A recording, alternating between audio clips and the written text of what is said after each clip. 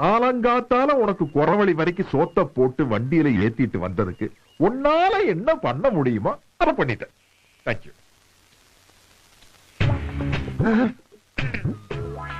வா போலாம். அப்பாடா.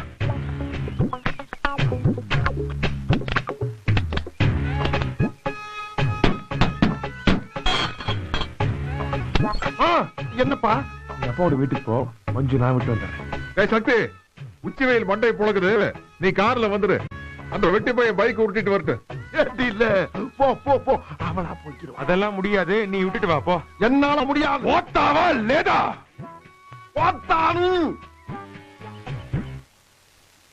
என்ன அப்பனும் தெலுங்குல ஆரம்பிச்சிட்டாங்க. அட போடா, நான் பாத்துக்கிறேன். பிள்ளை எங்க வச்சிருக்கான் அடையாளம் தெரியலையே.